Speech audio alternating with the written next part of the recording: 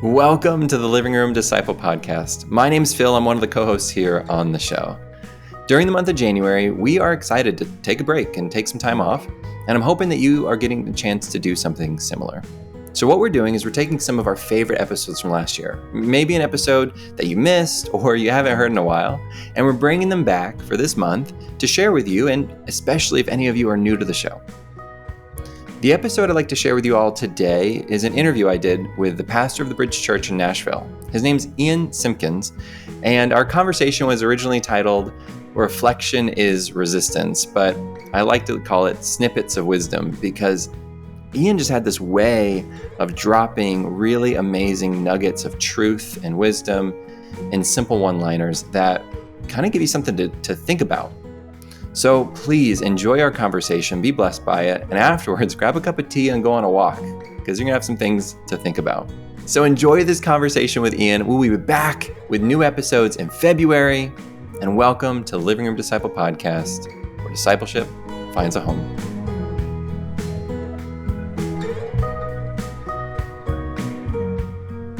Ian, welcome to the Living Room Disciple.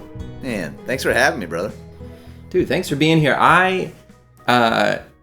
So when we were scheduling this, Eric, who's in charge of all our marketing and he kind of oversees that, he scheduled like a pre-call.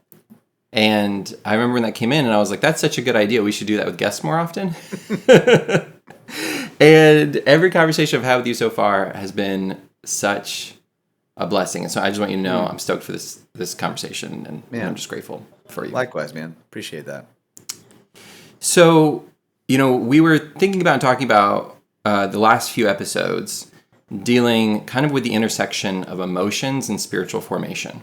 So you pastor the Bridge Church outside of Nashville. And I know this has been something that you've been pondering, been thinking about as you've been teaching. And in our pre-conversation, you said something that I thought was really powerful. And so if you're cool, I'm going to start there and put a question out to you, and we'll just see where this goes. That sounds great. So I think we can agree that we live in a pretty anxious and distracted world. I don't think those two things are separate. I think those are probably intertwined. And so you were talking about a little bit of like the importance that you've learned in your walk about kind of finding beauty in small things in your life. Can you just tell me a little bit more about like what does that even mean? How do you do that? Yeah. And why that's important? But let's start with what does that even mean? Yeah. I think I even said it on a Sunday a few weeks ago. I said, I don't think the greatest threat to Christianity is secularism. I think it's distraction. And there's probably a list of reasons why or how. For some of us, it's if the first thing we're looking at every morning and the last thing we're looking at before we go to bed is our phone, that's a formation device, whether we realize it or not. Formation is not a Christian thing; it's a human thing. The question is, do you know what's actually forming you? So if I'm even remotely correct that distraction is high on the list of not only like the enemy of our souls, but also probably some of what's leading to the rising water level of anxiety. That's obviously not the case for all kinds of anxiety, but I think I've yet to find a person that says they disagree with the idea that we are a distracted culture in the modern era. And I remember years ago reading an article, and this neuroscientist was talking about our neuroplasticity, and he said our brains, when it comes to negativity, are like Velcro, and when it comes to beauty, are like Teflon. Like they just naturally adhere and attach to things that are awful or dark or gloom. And when it comes to like beauty, we actually have to work hard to actually see some of the neurobiological benefits of that. And part of his advice was the next time you see a beautiful sunset or you're captivated by your child playing with bubbles, don't just appreciate and move on. Like sit with it. And he's like literally count to 10 to appreciate the beauty of this moment if you want to actually gain the physiological benefits of kind of that moment. It wasn't a Christian article or a Christian author, and I thought, what an interesting thing that like in my own life, I tend to kind of fixate on what's like broken or what needs fixing, and that's kind of how my brain naturally works. And I often only really glance at best at what's beautiful or good or true, And that's a little embarrassing to admit as a pastor. You think that I'd be better at that by now. But I remember reading around that same time, too, a different article that said the human brain is something like 15 times more likely to come up with a criticism than a compliment. Like, we're predisposed to poke holes in or dismantle, and some of that can be really, really helpful. How do we kind of see what's toxic in a system or an organization? Like, we need that level of scrutiny and assessment. But I just found in my own life, man, when I fail to not only, the adage is typically like count your blessings. I think it's deeper than that. I think part of the issue is that we're not supposed to simply count them, but savor them. And I've not been good at that. So in the seasons of my life where I actually have taken the time to recognize these small beauties, this is in my life, the joy of like fatherhood.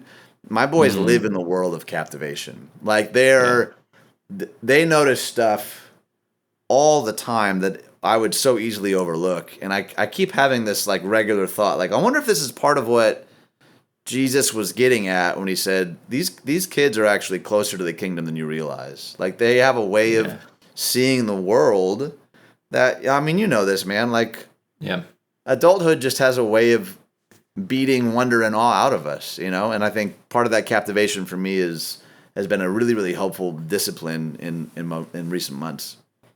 I think the thing that stands out to me, because we both have young boys.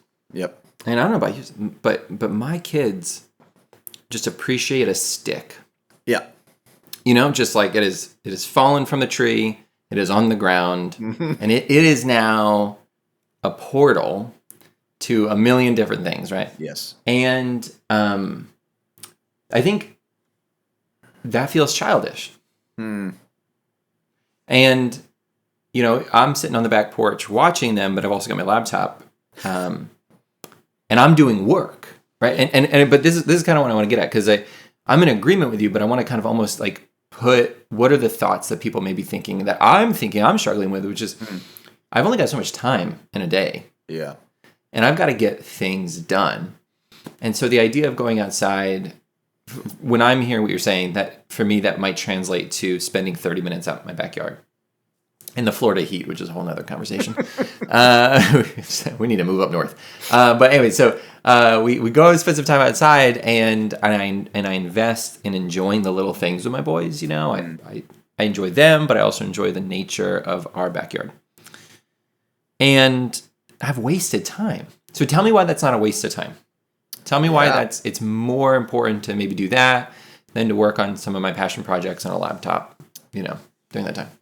This is why it's so tricky, because I think, particularly in a Western post-Enlightenment context, we want blueprints. Like, give me the thing I can implement. Give me the hard and fast rule. How much time should I spend, and how much before it is wasted time? I actually don't think there are hard and fast categories. This is why I think disciplines like Sabbath and silence are so important. So like Wayne Mueller talks about Sabbath. He said the point of Sabbath is not take a Sabbath when the projects are done and all the emails are answered. That we stop because it's time to stop. And I've been like, I keep coming back to that statement. Sabbath isn't about I finally tied up every loose end. Now it's time. It's like, no, you stop because it's time to stop. And Sabbath is such a beautiful picture of a gospel of grace, because we intentionally do nothing, and God loves us just as much as when we were hustling and when we were grinding. Like for me, especially as a Enneagram 3 achiever, like I need that reminder more often than I like to admit. I can very easily and have very easily bought into the lie that I am the sum of my accomplishments, that I am only as valuable as I am producing. And that's not for everybody, but that's often the engine behind my constant working, my constant achieving, my constant striving. And what is so, I think, backwards in our culture is that, alcoholics get treatment, but workaholics get applause. Like there are not a lot of cheerleaders on the road to Sabbath and stillness and wonder and awe. And it's to our sentiments, it will feel like, what is this achieving? Like, what is this? Exactly to your question. Like, couldn't I be hammering out another set of emails or working on another chapter of the book? And all of those things can be, good and right and beautiful. But I think of like the Catholic Church has language around this that they borrowed from, Plato and Aristotle. They called them the transcendentals, truth, goodness, and beauty. And I feel like we do a pretty good job as a society with the first two, especially in the church. Truth is, that's right doctrine. Like we need to think rightly about things. Goodness is sort of like the ethics piece. Like, we should be, by the grace of God, living ethical lives. Yeah.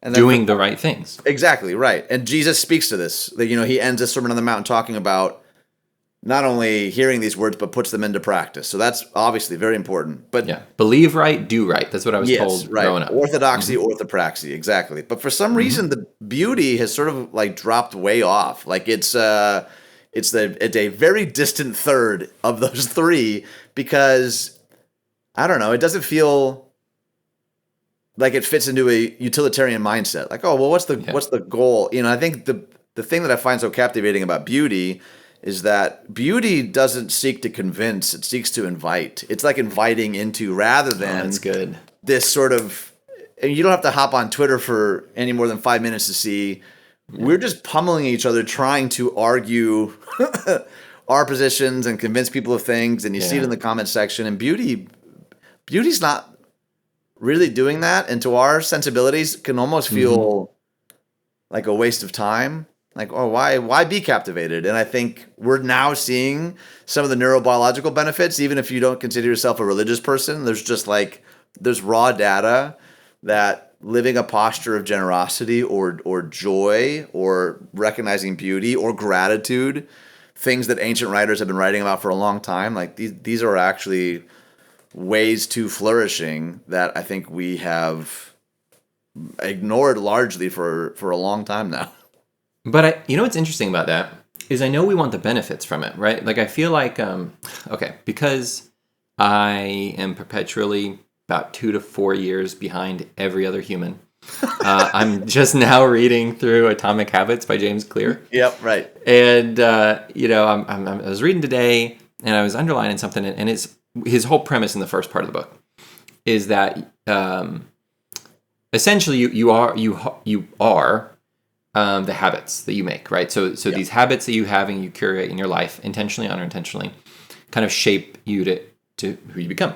And as far as I know, James Clear isn't, he's not a Christian writer. I don't know what his spiritual beliefs are, but I remember reading that and just being like, this is the whole kind of idea behind spiritual formation practices. And because I don't think we've defined that on the podcast so far, you've mentioned a few of them. These are the practices that we do regularly. That's key because they shape us into someone who should be more clearly a part of the kingdom of God. Yeah. Sabbath is when you talk about fasting, prayer. These are Jesus talks about these, giving, and then prayer, solitude, silence. And I think what you're saying is one of these habits or spiritual formation practices is the discipline, is the habit of slowing down and kind of soaking in what is around us. Now, I agree with you that I don't think that we can easily like blueprint that out per se, but take somebody who's just spent 2 decades in a grind, you know what I'm saying? And like now they've got maybe young kids or, whatever. It doesn't have to be kids. They realizing that they're missing out on life. I think a classic example tends to be the parent who kid comes up, Dad, can you get off your phone and can we play? Right? Like that just tends to be like the catalyst for many people, but hopefully some people have come to self-awareness before that moment. How does this person learn? Yeah. What are the things they should be looking for? How do they go from someone who is oblivious to the beauty around them to more present in that beauty? Does that make sense, Ian? Absolutely. Yes. Such a good question, man. There was a book by a Japanese theologian a couple years ago called The 3 Mile an Hour God. And his whole premise I heard about that. He said the average walking speed is about 3 miles an hour, and Jesus walked everywhere. That means that love has a speed. And his whole kind of thesis was, is it possible that the reason so many of us miss the activity of God in the world is because we're simply going too fast? Like, it's worth noting, by the way, that more than half of Jesus' miracles that we read in the New Testament are interruptions. He was going somewhere else. He had an agenda, a plan. Wait, more than half? Is that an Yeah. expression or is that like legit? I think that's legit. I've read this in a couple of different man. places now, and you think about the sermons that we hear, these miracles that he performs, they were typically an interjection to some other plan. And the question that I've been wrestling with the last couple of years is, am I interruptible? Most of the time I'm not. And not only am I not, I often take pride in that. It's like my days are very scheduled. Everything's kind of accounted for. I have a plan. I'm going fast. We celebrate, especially in church world, sometimes the speed at which we move. And I think that there's something. Well, come on, you're a pastor of a big church. Isn't the whole thing you need to have your sermons planned out for the next year? Right. And I'm not anti-planning at all. I like doing it. I just realized I had a mentor that used to ask me this question repeatedly. He would say, "Does the pace of your life look like that of someone who actually wants to hear from God?" And I really didn't like that question, because what I realized, not even just for myself, a lot of us have space for God in our hearts, but not our calendars. We Hey. When I wake up, it is coffee and Bible, sir. And I think that's really important. James Clear would talk about these keystone habits. But right, exactly. So I think to your question about how do you actually, if someone's hearing this and they're like, man, I'm working 80 hours a week right now, and I'm doing it for my kids, or I'm doing it for whatever.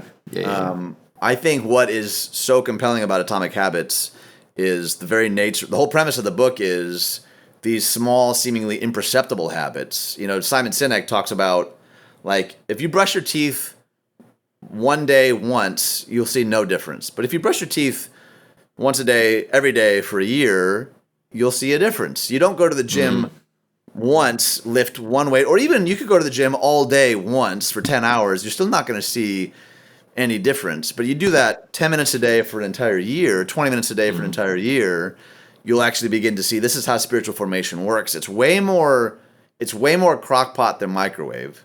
So what I think we all often get caught in the trap of, and I think this is how our vacation culture has worked. This is why I come back to Sabbath a lot. We burn ourselves out for 9 months out of the year just to make it to the vacation, and we even stress during our vacation half the time. Carey Nieuwhof said, "Time off won't heal you if the problem is how you spend time on." So I think it's less about, man, you need a major overhaul and to go live off the grid in the mountain. I mean, maybe somebody does. Maybe somebody needs to go live in the mountains. I'm about to, but go on. But even for me, it's some of the tiny disciplines have been, what if I committed a certain number of my commutes per week to just drive in silence? Don't pop on a podcast. Don't use it to I can squeeze in 3 extra phone calls. How do I build these in to the regular rhythms of what it means to be Ian in the world, to be a husband and a father and a pastor? Because you get it. I mean, the way to leadership is boy, I don't know that I can in good conscience preach about this if I'm not actually, by the grace of God, working to implement any of it. And what I've noticed is it's not simply I'm going to set out, I'm going to go find beauty, I'm going to go do it, because then I'll just turn that into another metric. It's about, if love has a speed, am I way out of whack? Am I going so fast that I actually can't see the activity of God? How do I slow down? And the point, I think, for the Christ follower isn't just to be more loving, it's to become a person of love. You know what I mean? It's not, I feel that's so different than I need to be more of these things to be a good Christian. It's no, the fruit of the Spirit is I'm to become this kind of person. The problem is, and Jim Wilder writes about this, we live so much in the left side of the brain that we're trying to it's why we fall into the trap of moralism so quickly, because I'm I should be doing these things, and then when I don't, I feel terrible, and then we're supposed to become a person of love, and we don't do that simply by willing ourselves to be more loving. It's not how it works. It comes back to formation. I think it's why I'm so passionate about the topic, because that I think is the linchpin for all of this. And I think I think it's about vision, and I think this is what you're getting at. And I'm so appreciative that you said, person of love. I feel like Ronald Rolheiser was like the first author that I read that I really was giving me this like clear image of like, oh, like I need to be a person of love. Because, and James Clear talks about this in his book, you got to identify who you want to become. That's right. So then you can identify the habits that go along with that. But I think oftentimes, and I do think this is an area in which we as we in the church and church leaders need to grow in, which is casting a better vision of following Jesus. Because nobody makes a pot roast in the microwave. When you have a vision of a pot roast, you kind of get the basic steps, right? Like, you're going to be using crock pot or slow cooking in the oven or something. I've never made a pot roast. I have no idea. Someone comment. No clue. But I'm pretty sure you don't microwave it, okay? Right. That's all I've got. What I'm saying, though, is we have, by accident, because we do talk about the amazing transformative work of Christ and the fact that we are a new creation and that there is this moment of, I remember this moment of me giving my life to Jesus and having a genuine transformation of the heart that did have a level of instantaneous action there in my spirit, Maybe I hadn't purged all my sins immediately, but like there was stuff that was sweet before tasted sour now. You know what I mean? Like there was a change.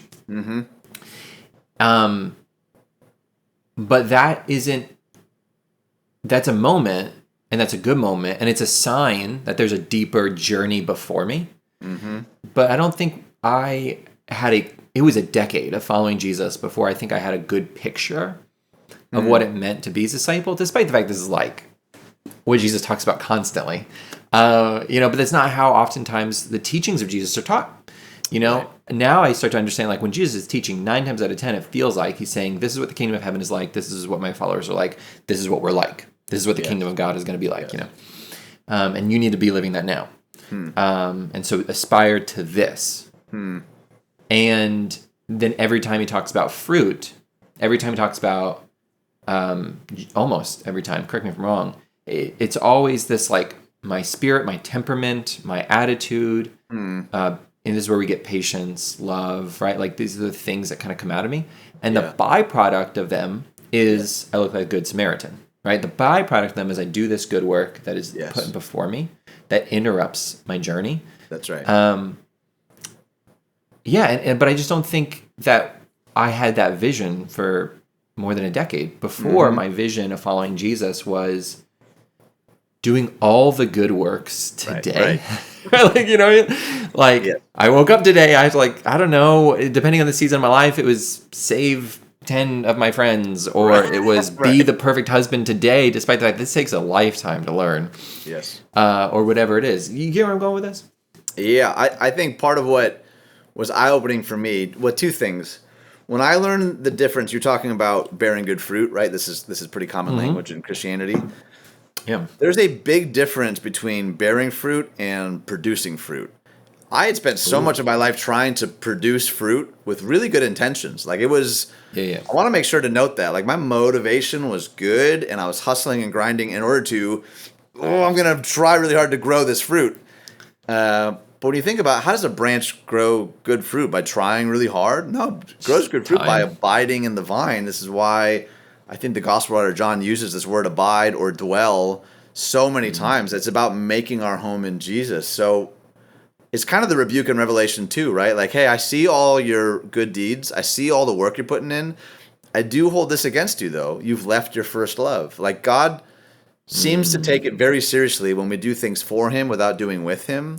And that is exactly the category I fell into, where I was doing a lot of good for the church and for the ministry, and people were noticing, and it was like, that felt really good, and I felt like I just hit a brick wall where God said, yeah, you're doing for me, but you're not doing with me. And that is I used to read the fruit of the Spirit as a list of commands. Like, these are the types of things you need to get better at doing. The only command, by the way, in that body of text in Galatians is walk in step with the Spirit. It's not be more patient, Be more It's not Oh, do I've these never things. processed The that. only command in that section is walk in step with the Spirit. How do we walk in step with the Spirit? We abide in the vine. We know the shepherd's voice. You can't walk in step with the Spirit simply trying to grit and muster being a better person. And it's so fascinating to me because Jesus tells us what the kingdom is like, and often the analogy that he uses are things like fermentation,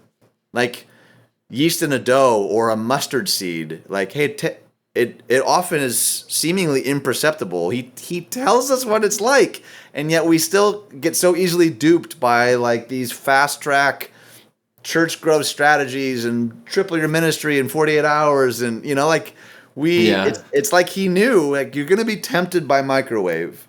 Let me draw you back to crockpot. And I think you're spot on, particularly in leadership. If we are not helping people imagine what like shalom, what wholeness, what flourishing actually looks like, can we really be surprised when people opt out of the whole thing? They're like, the vision that you are offering me of a life of following Jesus looks nothing like it looks no different than anything else that I'm seeing in the world. So why I don't understand why I would follow Jesus then. I just think that is a very, very that's a convicting thing to come face to face with. And from Genesis to Revelation, we are told, hey, Christ followers, you are to be a peculiar people. Like, this is why, we read, always be prepared to give an answer for the faith, implying that someone is going to ask a question or two. Like, I have some questions about how you spend your free time, or the way you speak to your kids, or how you see your finances. Like, we just celebrated Pentecost. The Spirit of the Lord fell in such a way that people were like, "Are they drunk? What is going on?" Like, it is such a bizarre encounter, and I think sometimes we sort of co-opt that and kind of slap modern growth strategy principles on top of it, and it just doesn't work. So answer a question for me. I live beachside. Okay. So if I just leave my phone at home, take my family to the beach, and sit there for an hour, and just enjoy the sand and the sun and my family, is that an act that helps curate me to be more like somebody in the kingdom of God? I think it can. I don't think it necessarily always does. It's like, so saying, help divide that for me. So what makes good. that, you know what I mean? Yep, that's good. I think so. For me, it's like the gospel frees me to have, let's say, just like an amazing steak dinner. Yeah. Any human on planet Earth can appreciate and enjoy a good steak dinner. Like, that's just common grace. All of us can. Yeah. Maybe not steak. I don't know what your audience is. Maybe it's it's tofu or something. I don't know. In general, though, I think part of the beauty of the kingdom is my experience doesn't terminate just on the enjoyment of the steak. It gets to roll up into praise to God for creating taste buds. And in your example, like a beach and waves and sun and my spouse and my children, anyone can go to the beach, and anyone can even go to the beach and appreciate it. It's something different to live in the kingdom and say, God, you're responsible for this. I didn't cause the sun to rise today, and that's really good news. I didn't design the way that these waves are hitting the sand, and that's really good news. The kingdom comes with a king, and it's not me, and it's not you, and it's not a politician, and it's not a celebrity, and that is really, really good news. It's like, ultimately, for me at least, this is why Sabbath and silence and solitude and things like this are so important, because it's not just, a moment to recharge. It's to remind myself of who's actually in charge. It's to challenge my allegiances. Is my allegiance to my job, or my bottom line, or to a political party, or to a media group, or is it a different kingdom? And it is so easy to get enticed by all these other tiny, small K kingdoms, and I think small disciplines. Maybe it's going to the beach, but for me, it's a little thing. But like, the commitment I've made to my family is that when I pull in the driveway at home, I turn my phone off, and my phone is off until my boys go to sleep. That's a tiny thing. That's 90 minutes, but it's a consistent commitment to them. I don't ever want my boys to hear my voice without seeing my eyes. You know what I mean? You know, we've all done Yeah, I the do. thing where like Yes. they're talking and they're like, yeah. Yeah. Thankfully, my boys are at the age where I did that once, and my 5-year-old grabbed my face and he said, "Papa, look at me." Praise God. Most of us as adults won't do that to each other. That's been socialized out of us. Thank Yeah. God for my Yeah. 5-year-old. It's like, not okay. No. I need your eyes right now, and that like so convicted me. Yeah. And so I don't want people to think it's like, oh, you need to make these like massive radical changes. Some of you maybe need to, but for me it was Yeah. okay. My phone is off when I'm home from work until you go to bed. It's off. Like I'm full-time dad and husband, and that's been so helpful for me. All right, I'm going to repeat something back to you. What I think I'm hearing. I'm kind of like, I'm going to Okay. put it into Phil's words. So we have to create habits in our life that point us to shape us to being more like the kingdom of God, to be more disciples of Jesus. But when we're looking at these habits, whether they be Sabbath, whether they be stopping and seeing the beauty, we need to be allowing ourselves, like there should be a natural heart condition that we need to be praying for that allows us to take these moments of beauty and to take these moments of rest and to take these moments of whatever and roll that praise and thankfulness and gratitude up to God, because our vision for ourselves is not productive for the kingdom. Our vision for ourselves are citizens inside of the kingdom that worships and that serves a king. And That's good. so I think that's I don't think I've ever put it into those words before. That's good. But when you said you know, kingdom has a king, and like, you know, I think you said it, you know, it's a kingdom and it comes with a king. And there was something in me that's like, man, we're in a season right now, which is a really good season. I'm really happy for it. Like in especially millennial Christianity, there's really a push towards spiritual formation things. We're hearing talks of Sabbath and hymns are becoming more normative again, which is pretty cool. I'm digging that. My kids sing hymns all the time now. It's like this really beautiful thing. I love it. So, but all those can become the very things that our previous church family pushed against back in the 60s. Yep. If we're not focused on the image of being genuinely in this kingdom, which means that we don't Sabbath for rest per se. We Sabbath because we genuinely believe that when we follow the commands of God, that we will, and which includes rest, that we will become more like Jesus. We fast because we want to become more like Jesus. You know, okay, am I tracking? And so yes, we stop and we turn our phones off because we say to ourselves, I want to be a man or woman that is like the kingdom, that is interruptible, that is fully present. And so I'm not going to turn my phone off just because I want to break this phone habit, that could be a good byproduct. Yeah. I have a vision of being more like Jesus. Yes. So the phone goes off. I'm fully present in my home when you walk in. And so that leads us to some historical practices and then some unique, specific, individualized practices. Like I don't turn my phone off when I come home from work. I work from home. But I do leave it on Do Not Disturb 24/7. Which was a big thing. And it has a place in my house that it sits that I don't, you know, bring it around my house, you know, that kind of thing. Yep. Wow. Well, I have, for me at least, like, the goal is always intimacy with Jesus. Yep. You know, like there's I think a lot of well-meaning sermons where it sounds like the goal is to be more humble or to pray more. I'm like, the goal is, in my mind, is always intimacy with Jesus, the byproduct of which is humility or generosity or a posture of, you know, as Brother Lawrence says, practicing the presence of God. He said the goal of the Christian is to always be in two places at once, washing the dishes and in the presence of God, like driving to work and in the presence of God. And I've just been so compelled by that vision. Like, Lord, how do I, if how we're taught to pray is not my will but yours be done, and to bring heaven to earth, then help me to be in two places at once all the time. Like this is, I think, some of what Paul was getting at when he talked about pray without ceasing. Did he mean on our knees, hands folded, eyes closed, next to a couch 24/7, don't go to work, don't ever talk to anybody? Or is it this Is it something else? Is it practicing the presence of God? And I think that is very compelling to me. And one of the things that we'll say at our church is we don't work for God's affection, we work from it. So it's not a matter of, Dallas Willard says, grace isn't opposed to effort, it's opposed to earning.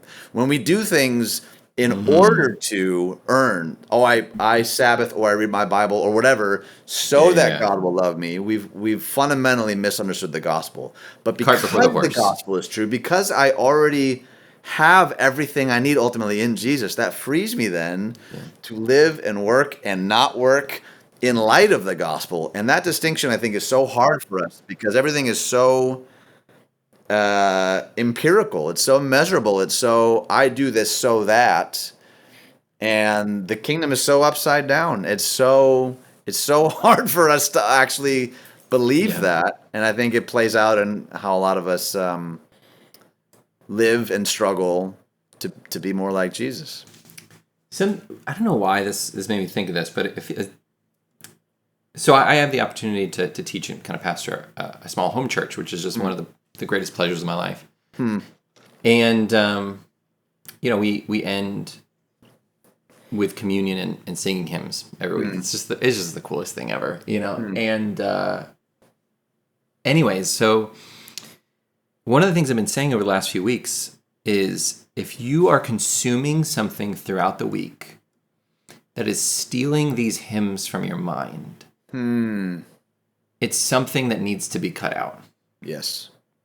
And I think one of the things that, when we are holistically putting our, Jesus at the center of our life, and we're kind of like orbiting our time around being more like him, and I am kind of convicted and excited about taking time to focus in and spend time enjoying beauty. But when I have all these other practices, like I literally, there's not a single day that goes by anymore where my boys don't sing "Hark the Herald Angels Sings," which they don't know is a Christmas tune, and I'm not telling them. I love it. They have no clue. And "Grace Alone," or "Come Thou Fount," right? Like they just sing them as they are playing Legos and doing their thing. And because this is a part of my life and it's kind of habitual now, when I'm one of the things I've just been noticing, I've been really grateful for food lately. I don't know why, but like I've just been eating just something simple and just like feeling just such an awe that the Lord has like blessed me with the finances, with the ability that like I don't have to like, my kids eat me out of house and home, but like I am able to still go to the grocery store and get food, which I know is not something that everyone has the option. And I've just been, but I think it's partly because I'm not at this point in my life, by God's grace, really consuming things throughout the week that are stealing those hymns and those scriptures and those community elements from my mind. Yeah. And so it naturally, but I do think that like what we consume, we just finished a few podcast episodes on like music and worship, and that's really got me thinking too, like when I'm putting on music that draws me away from God, not intentionally. It isn't like, I feel like we have our bar in our church culture that's like, it's not sinful. Like that's the bar that we have to cross. Like, yeah, but it's not a sin. It's like such a low, pathetic bar. Yes. Like I'm so glad it's not a sin. You know what I mean? Right. Which best case means you'll be like someone Jesus said, which is like, entering into the kingdom of God is someone who's escaping the flames.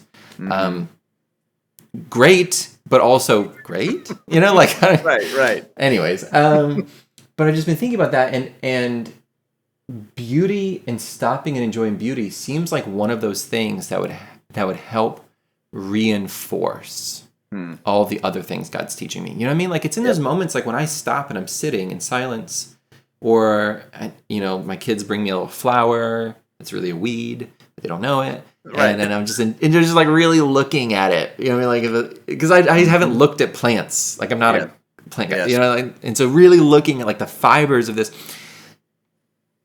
There's just something that helps give my mind space to let some of the truths of God's word and the hymns of our forefathers, spiritual forefathers, kind of just sink into my soul. I'm kind of processing this aloud right now. So tell me what you're thinking when I'm saying that. I think you're spot on, man. I think you said it better than I possibly could. I think in an age of constant production, rest and beauty is resistance, man. Like, it is almost... Pause. This is a Sure. good point to mention that Ian was a punk rock drummer right there. That was such a good resistance. Like, what does it look like to be punk right now? But honestly, you're not wrong. And since our phone call, I've been thinking about that. Like, how many of the... And you would never guess it by my, Target denim and gray chairs. But, like... That's still in me, though. There's a lot of my life, I think, when I think about pastorally and formationally. I'm not proud to admit this, but there is a certain punk rock, like, how can we flip the tables here? Which is not always right. But it's not always bad. Right. But doesn't that feel right, though, in like an age that says we need to always be going, producing, tweeting, sharing, whatever?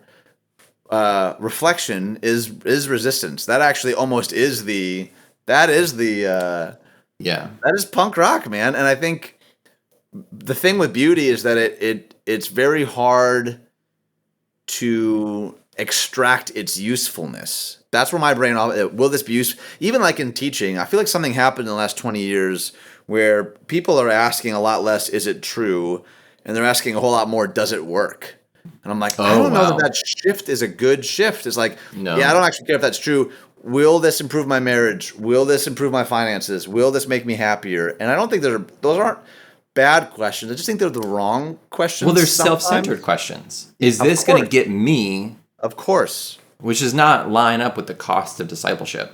Exactly. You know what I mean? Like, it's what Bonhoeffer would call cheap grace, right? Like it's the ticket to heaven language that I think we've become pretty accustomed to, and beauty throws a wrench in all of that. And the other thing that I think is worth noting too is we've defined pretty narrow categories on what actually is beautiful. Like you were saying, I just love your example where your kid brought you a weed, but to them they're like, I just brought Dad a bouquet. Like this, Oh, there's something about that that's so beautiful and so compelling to me. But we've decided, like, nope, if it doesn't meet these standards, it's a weed. It's not beautiful. And I think, I don't know, maybe the Desert Fathers and Mothers had something right when they talked about every table is an altar, right? This notion that every cup of coffee, every meal is this sacred opportunity to be mindful of the grandeur of God, to take off our sandals and recognize this too is holy ground. This like idea of this sacred secular divide that I have like my spiritual time and then I have like the rest of my life is a foreign concept to the New Testament authors. And yet somehow we've like, 90 minutes on a Sunday, or when I'm at small group, that's like my spiritual life. And then there's everything people else. To go to small groups. Good job. Yeah, right. but I think we've now seen this play out though. Like, well, he doesn't. Yeah. That's just my work, or that's just my vacation time, or that's my. I'm like, oh man, we have cast such a, like you were saying, such a low bar of a vision of the kingdom of God. Like this whole category of what I would call morally neutral. You know, like as a pastor, people will regularly say things like, show me in the Bible where it says I can't do that. Show me in the Bible where it says it really is a childish question. And I don't mean that insulting, but like I think this is partly what Paul talks about. Like when I was a kid, I thought like a kid. Kids want to know the boundaries. Mm-hmm. You know, as an adult in the kingdom of God, I don't ask myself what's a sin anymore. I ask myself what honors my king. Of course. Like, you know what I mean? And that's gonna cover some of my concern, but like that's gonna also drive me well beyond, right? Totally. You know, one of the things, I guess maybe is a current Phil axe to grind is, you know, there's so many things, but one of them is Christians in big houses. And, you know, I know I'm going to step on some toes, but, you know, the number of times I hear justifications for like, especially having like more than, or even 1,000 square foot per person in a home, you know, it's just gnarly. It's just crazy. And it's not a sin. Yeah, right. It's not a sin, right? Like you are not commanded to downsize your house and give the money to the poor. What a low bar. Yeah. And what a bar that does not actually believe that we store up treasures in heaven. Like, that's not a belief. Like if you genuinely believe that you store up treasures for heaven, you genuinely believe that there is a kingdom to come beyond this life, that there's going to be resurrection of the dead, that God will reign again on earth, and that the way we live our life today will impact that existence. If you actually believe that, I don't understand why. You know, I mean, I don't understand, and things like that. It's just and you know, and the list could go on. Right? I mean, that's maybe in my community, maybe something that is a bit of a pet peeve for me, that like we have believers in our churches who can't afford homes, and then we've got other believers who are, yeah, you get it. So I totally get it.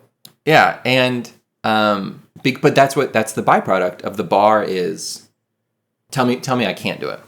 Yeah. But we know this at a human level, though. If I went home today and asked my wife, what can I get away with without you divorcing me? Wow, the marriage is going to stink. You're not asking the right questions. You have fundamentally misunderstood something about covenanting to each other. We know that wouldn't go well. And yet we'll subscribe to the same sort of premise when it comes to our relationship. What can I get away with, right? What is the... We'll criticize our children when they do that. Totally. And I think that is right for a time. Like, my kids are 5, 4, and 10 months. I have not given them a whole lot of context for why they can't run in the street. They just need to know, I said, don't go in the street. Can't run in the street. The street is not for you right now. In a couple of years, I'll maybe explain a little more about how we actually interact with the street. You know, I mean, there's an appropriate kind of leveling up. But when we stick at, what can I get away with? Or how much do I have to give? Or what would... I'm like, no. When we recognize that everything that we have is a gift on loan to us from God in the first place, the question is like, God, how would I best steward whatever this is to bring about your kingdom in my little tiny corner of the universe? Like, now you don't start there. Most people don't start there. And that's why I think the formation discussion is so important, because at least for me, we either like I tend to live in kind of an all or nothing sometimes. Like I either am like a lazy slob or I want to be a pro athlete. You know, yeah, I track. Yeah, there's a lot of space in between that is a lot less glamorous. You know, that will, I don't know, it's pretty unsexy. And I think the invitation to follow Jesus is not. They were not called understanders of the way. They were called followers of the way. And that means that sometimes there's going to be stuff that just sort of baffles me. Even Paul uses the word mystery so many times. If the Apostle Paul was okay saying, this is a great mystery. Or I do what I don't want to do, and I don't do what I do want to do. I'm like, that's a dude I can relate to. Yeah, I get that. Why do we feel like, I need to have, I don't know. I think that's what keeps a lot of us from taking incremental steps in any of these areas, is because we get really annoyed that we're not there yet. Yeah. And we sort of like self-flagellate, or we have delusions of grandeur. We're like, I'm going to give it all away. It's like every New Year's resolution. Like I'm going to go to the gym 37 times a week. And you're like, why don't we start with one? Let's start with one daily. Well, and I will, and I haven't finished the book, so I guess I can't fully recommend it to everyone. But I think that's where James Clear's Atomic Habits is helping me. Like, what are the 1% gains? Yeah. And if I'm choosing the wrong ones, I'm going to become less like Christ. If I'm choosing the right habits, I at least in part, you know, as a part of a healthier balance of a bunch of things. Okay, I'm going to ask you one more question, then I'm kicking you out. Sure. I got it. Going back to punk rock, I was thinking about this, you know, what are the things that are really like anti the establishment right now?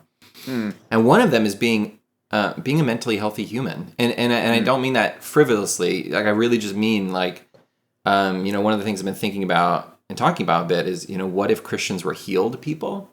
You know, how much would we stand out from the culture? And that is not trying to set the bar to come to Jesus is to be someone who is healed. That's not what I'm saying. What I'm saying is as people who follow Jesus, we should find it normative that there's a culture of healing in our communities, right?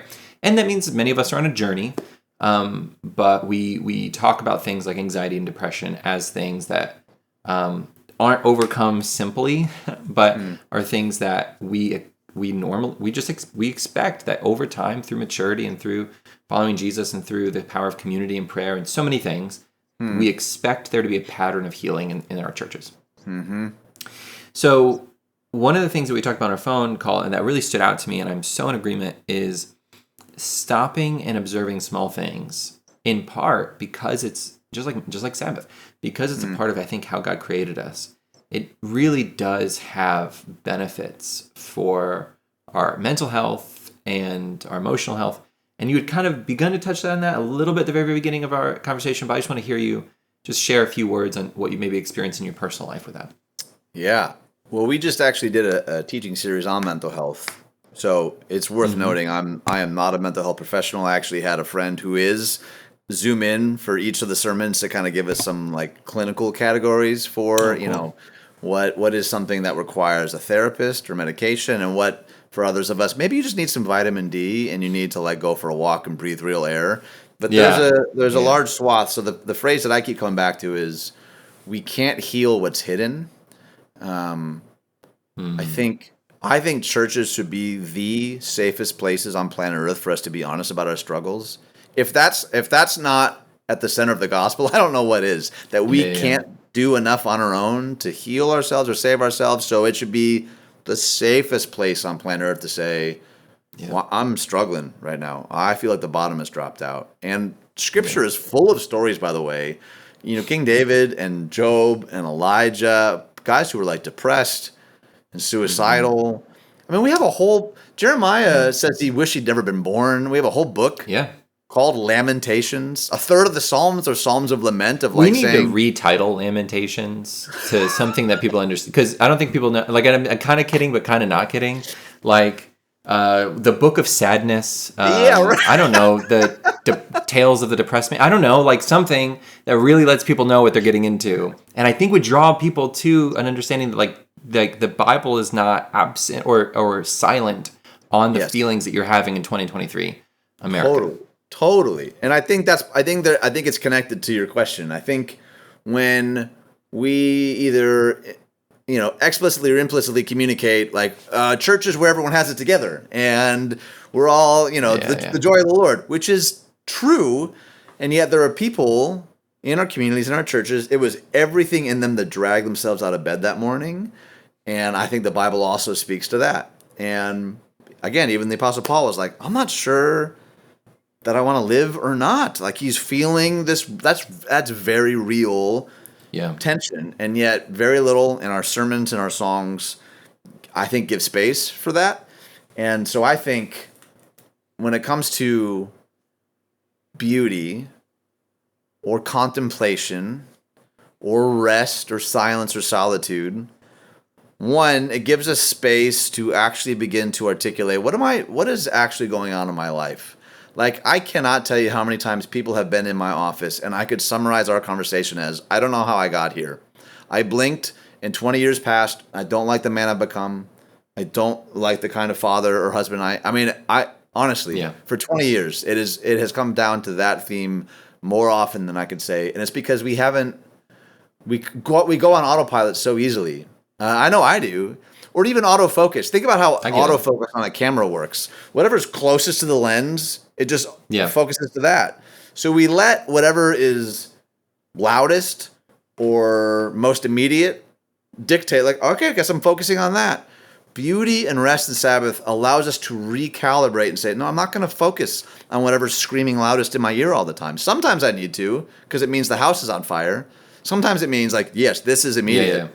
But, like, we know, man, what's yelling loudest is not always the most important. And I think that recalibration is the punk rock part of me that's like, no, I'm not going to. It's what Paul says. Do not be conformed to the patterns of the world. There's going to be patterns the world wants you to fit into and to freak out about and to spend all your time focused on. He says, what should we do instead? Be renewed by the transforming of your mind. There's something in our minds that we are called to. It's why Jesus, when he says, we know the great commandment, but Jesus adds one word to the Shema from Deuteronomy 6 that is so easy to overlook. He includes our mind. Our mind is apparently one of the ways by which we are to love God. And I think for a lot of us, it's the easiest to overlook that I love God by the things I do or say. And at best, our following Jesus becomes like an intellectual assent of data or doctrine. And I think we're just seeing more and more that like one of the ways that we love God with our minds is by being mindful of like, man, what am I focusing on right now? We literally call it, what are you paying attention to? Paying implies some kind of payment, giving. In an attention economy, like what am I giving my heart and my soul and my posture to in this moment? And beauty and rest, I think, helps us recalibrate all of that.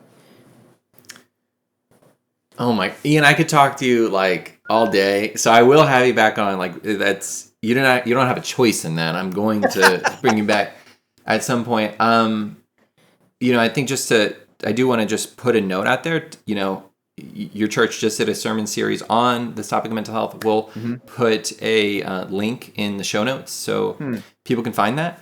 And I think that'll be a really amazing resource as believers are wrestling with what does it look like to become as a part of the kingdom of God, to allow the Lord to heal us in that, and to know that it's a complicated thing. We can't address all in a podcast. So I'm excited to point people to your sermon series and other resources I'm sure you mentioned in those sermons to just have the Lord be a part of healing. But what I do want to say right now is thank you. And I'm praying that as people are listening to this, there's some reflection too, that, when you turn this podcast off, there's probably something to focus on, to think about, and just give the Lord some space to speak to you as you give him thankfulness, or give him thanks for the person in front of you, for the moment you have right now, for the food he puts on a plate. I don't know, just finding that beauty in that moment. And I'm excited for that to be one of the many habits that we form. And we'll talk through more in podcasts to come. Thank you so much for tuning into this episode of The Living Room Disciple. This is a passion project from a bunch of believers who are coming together to put together amazing conversations. And we are excited to share even more of this in February. So stay tuned. In the meantime, check us out at thelivingroomdisciple.com for more information about what we're doing and how we're doing it, and how you can support us on Patreon to financially help this continue on through 2024. But in the meantime, just thank you so much for listening and for being a part of our Living Room Disciple community, where discipleship finds a home.